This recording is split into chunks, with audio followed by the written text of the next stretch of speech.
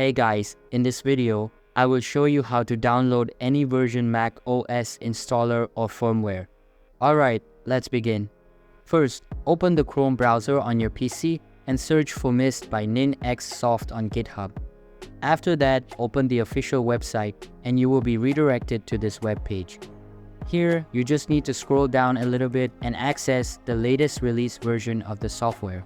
Next, in the Assets section, look for the mist.pkg file and click on it to start the downloading.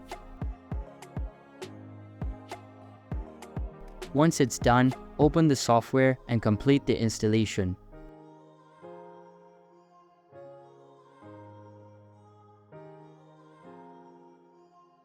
Now, close the installer and launch the Mist app. Once done, a window will open up.